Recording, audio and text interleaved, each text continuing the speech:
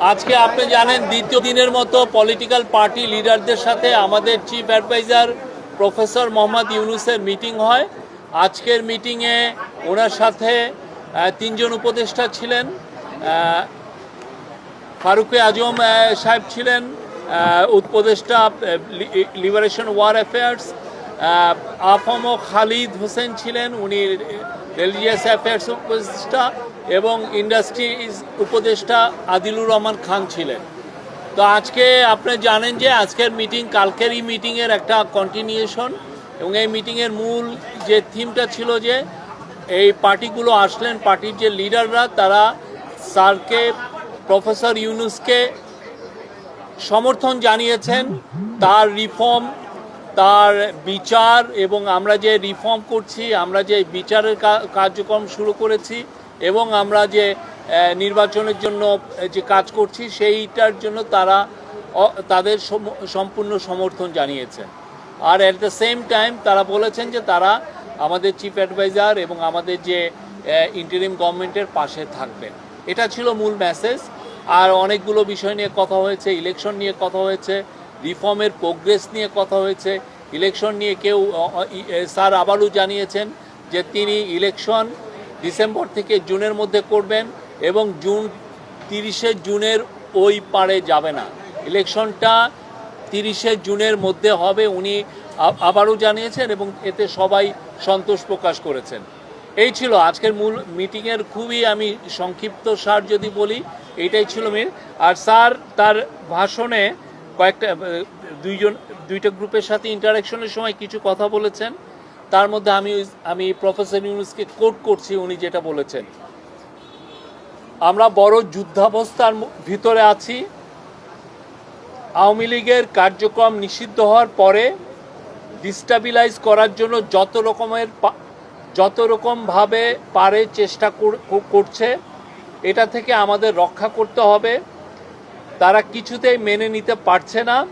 বিভাজন থেকে আমাদের উদ্ধার পেতে হবে, ঐক্যমত থাকতে হবে। আত্মমর্যাদাপূর্ণ জাতি হিসেবে আমরা যতটুকু দাঁড়াতে পেরেছি এটা যেন সামনের দিকে যায়। সবাই একসঙ্গে বসাতে উনি বলছেন যে আমি মনে সাহস পেলাম। সুষ্ঠু নির্বাচন করতে না পারলে আমি অপরাধী অনুভব করব। আর তারপরে বলেছেন যে মহাসুযোগ পেয়েছি অভ্যুত্থানের কারণে, ধ্বংস হয়ে যাওয়া দেশকে টেনে আনা, আওয়ামী লীগকে নিষিদ্ধ করার সঙ্গে সঙ্গে আর একটা যুদ্ধ পরিস্থিতি তৈরি হয়েছে দেশের ভিতরে এবং বাইরে, যাতে আমরা এগোতে না পারি, যাতে সব কিছু কলাপস হয়ে যায়, আবার যাতে গোলামিতে ফেরত যাই। এটা উনি বলেছেন। মানে যারা এই কনস্পাইরেসিগুলো করছে তাদের ইন্টেনশন হচ্ছে আমরা যেন আবার গোলামিতে ফেরত যাই। আমি যতদিন আছি দেশের কোনো অনিষ্ট হবে এমন কোনো কাজ হবে না, নিশ্চিত থাকেন। আমি যতদিন আছি দেশের কোনো অনিষ্ট হবে এমন কোনো কাজ আমাকে দিয়ে হবে না, নিশ্চিত থাকেন। Thank you. এই ছিল।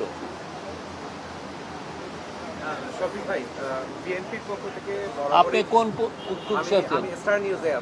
আচ্ছা বলেন, আপনার নাম কি? আচ্ছা বলেন। বিএনপির পক্ষ থেকে বরাবরই কালকে বিএনপি নিয়ে কথা বলেছে, আজকে অন্য পার্টির গুলো বলে। অন্য পার্টির ইস্যুতে বারবার নির্বাচন প্রসঙ্গটা আসছে, এবং যেটা আপনিও বলেন এবং প্রধান উপদেষ্টা বারবার বলা হচ্ছে যে জুনের মধ্যেই নির্বাচনটা অনুষ্ঠিত হবে। কিন্তু বিএনপি বা অন্যান্য কিছু দল, কালকে যে দলগুলো ব্যবহার যে দলগুলো কথা বলেছে, তবে তারা একটা শিডিউলের কথা জানতে চাচ্ছে, ডিটেলস শিডিউল। উনি একটা ডেডলাইন দিয়েছেন, এবং আমি কালকেও বলেছি, আজকেও বলছি, বারবার বলছি, উনি এক কথার মানুষ। উনি বারবার বলেছেন যে জুন 30-এর পরে ইলেকশন যাবে না। আপনাকে ওনাকে ট্রাস্ট করতে হবে। এটা ডিসেম্বর থেকে জুন মাসের 30 তারিখ পর্যন্ত এর মধ্যে ইলেকশন হবে। ওই জুন মাসের 30 তারিখে জুলাই মাসের 1 তারিখে যাবে না। আপনি রোড ম্যাপ, এটাই আপনাকে, ওইটা যখন সময় আসবে উনি রোড ম্যাপ বা যেটা শিডিউল সেটা ঘোষণা করবেন। আমরা তো এটা বারবার বলছি, একটা না, এটা নিয়ে কিন্তু আমরা দিনের পর দিন মাসের পর মাস বলছি। আমি জানি না এটা কেন এটা এমবিগুইটি আছে। ওনার এখানে তো কোনো এমবিগুইটি নাই। Any question?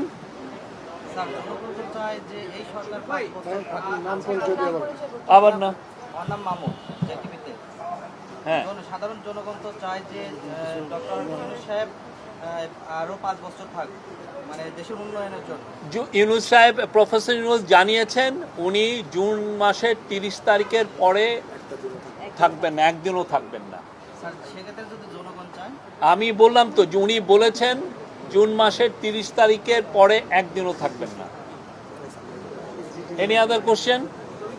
হ্যাঁ, আজকে রাজনৈতিক ব্যক্তিত্বরা এসেছিলেন, তারা বলছিলেন যে প্রশাসনের প্রতি কনফিডেন্ট পাচ্ছে না সরকার, যে কারণে তারা নির্বাচনের ব্যাপারে দ্বিধাগ্রস্ত ছিলেন বা এই ইস্যুগুলো এসেছে। সুনির্দিষ্ট তারিখ ঘোষণা করতে পারছে মানে কোন জায়গাগুলোতে মনে হচ্ছে যে এখন বা কাদের কারণে এই ডিস্টেবিলাইজেশন, প্রশাসনের উপরে সরকারের নিয়ন্ত্রণ নেই বা বোঝাপড়ায় ঘাটতি? আমাদের গভর্নমেন্টের তো 3টা ব্রড কাজ আমরা বলেছি। একটা হচ্ছে হলো সংস্কার, আর একটা হচ্ছে বিচার, আর একটা হচ্ছে নির্বাচন। তো এই সংস্কারের কাজের মধ্যে সংস্কারগুলো হওয়ার পরে আমরা যখন পূর্ণ সংস্কার করতে পারবো, দেখবেন যে ইলেকশন এগুলো বিষয়েও আমরা মানুষের আস্থা পাবো।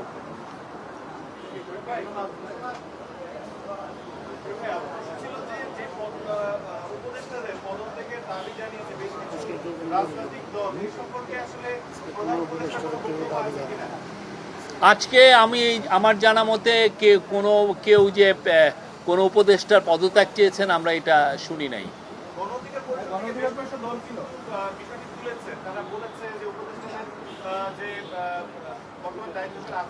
ওনারা সুনির্দিষ্ট দাবি করেছেন বলে আমার মনে হচ্ছে না, সুনির্দিষ্ট দাবি করেছেন বলে আমি জানি। কেউ রিশাফলের কথা বলেছেন, বাট পদত্যাগের কথা আমি শুনি নাই, সরি।